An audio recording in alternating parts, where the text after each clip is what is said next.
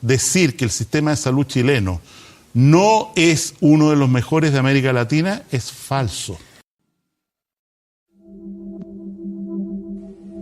Now, all of this considered, from the waste machine known as the market system to the debt machine known as the monetary system, hence creating the monetary market paradigm which defines the global economy today, there is one consequence that runs through the entire machine: inequality.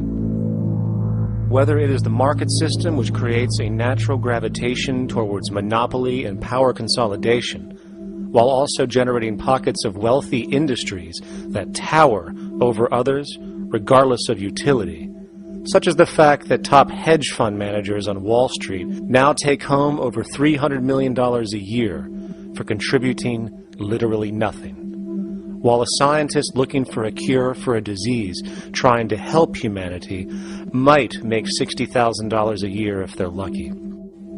Or whether it is the monetary system, which has class division built right into its structure.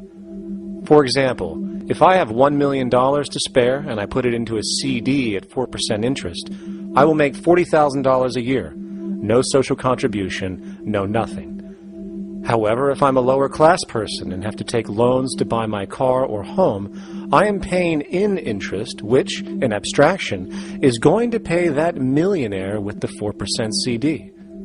This stealing from the poor to pay the rich is a foundational, built-in aspect of the monetary system, and it could be labeled structural classism. Of course, historically, social stratification has always been deemed unfair, but obviously accepted overall as now 1% of the population owns 40% of the planet's wealth. But, material fairness aside, there is something else going on underneath the surface of inequality, causing an incredible deterioration in public health as a whole.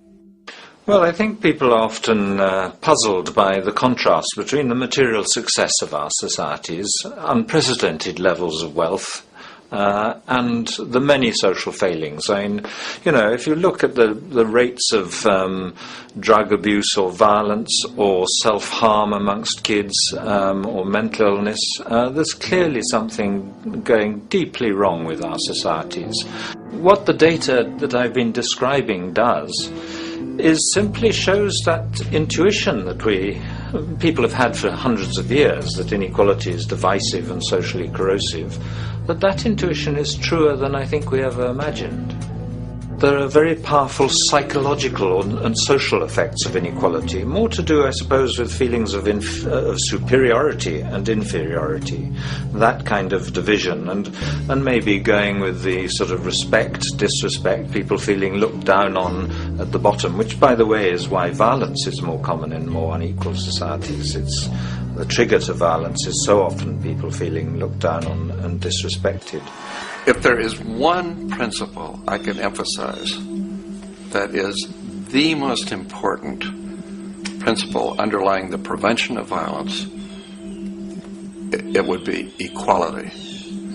The single most significant factor that affects the rate of violence is the degree of equality versus the degree of inequality in that society. So what one's looking at is a sort of general social dysfunction. It's not just one or two things that go wrong as inequality increases. It seems to be everything, whether we're talking about crime or health or mental illness or whatever.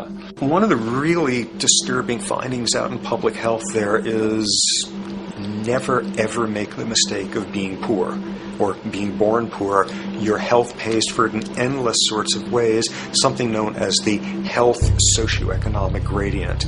As you move down from the highest strata in society in terms of socioeconomic status, every step down, health gets worse for umpteen different diseases. Life expectancy gets worse, infant mortality rate, everything you could look at. So a huge issue has been, why is it that this gradient exists? Totally simple, obvious answer, which is if you are chronically sick, you're not going to be very productive, so health causes drive socioeconomic differences. Not that in the slightest. On the very simple level that you could look at socioeconomic status of a 10-year-old, and that's going to predict something about their health decades later. So that's the direction of causality. Next one, what's it about? Oh, it's perfectly obvious. Poor people can't afford to go to the doctor. It's healthcare access. It's got nothing to do with that, because you see these same gradients in countries with universal healthcare, socialized medicine. Okay, next simple explanation. Oh, on the average, the poorer you are, the more likely you are to smoke, to drink, to all sorts of lifestyle risk factor stuff. Yeah, those contribute, but careful studies have shown that explains maybe about a third of the variability. So what's left? And what's left is having a ton to do with the stress of poverty. So the poorer you are, starting off being, the person who's $1 income behind Bill Gates, the poorer you are in this country, on the average, the worse your health is. This tells us something really important. The health connection with poverty, it's not about being poor, it's about feeling poor. Increasingly, we recognize that chronic stress has an important influence on health, but the most important sources of stress are the quality of social relations. And if there is anything that lowers the quality of social relations, it is the socioeconomic stratification of society. What science has now shown is that regardless of material wealth, the stress of simply living in a stratified society leads to a vast spectrum of public health problems. And the greater the inequality, the worse they become. Life expectancy, longer in more equal countries. Drug abuse, less in more equal countries. Mental illness, less in more equal countries. Social capital, meaning the ability of people to trust each other, naturally greater in more equal countries. Educational scores, higher in more equal countries. Homicide rates, less in more equal countries.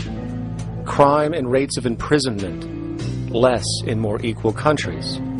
It goes on and on. Infant mortality, obesity, teen birth rate, less in more equal countries.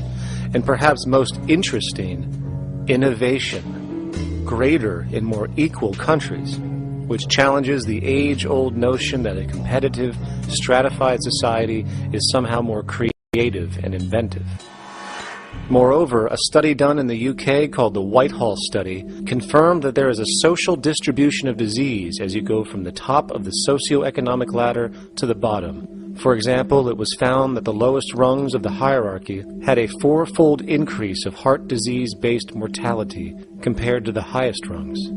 And this pattern exists irrespective of access to health care. Hence, the worse a person's relative financial status, the worse their health is going to be on average.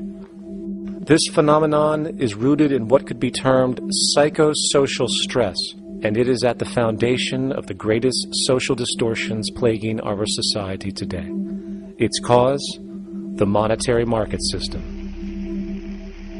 Make no mistake, the greatest destroyer of ecology, the greatest source of waste and depletion and pollution, the greatest purveyor of violence, war, crime, poverty, animal abuse, and inhumanity, the greatest generator of social and personal neuroses, mental disorders, depression, anxiety, not to mention the greatest source of social paralysis, stopping us from moving into new methodologies for personal health, global sustainability, and progress on this planet, is not some corrupt government or legislation, not some rogue corporation or banking cartel, not some flaw of human nature, and not some secret hidden cabal that controls the world.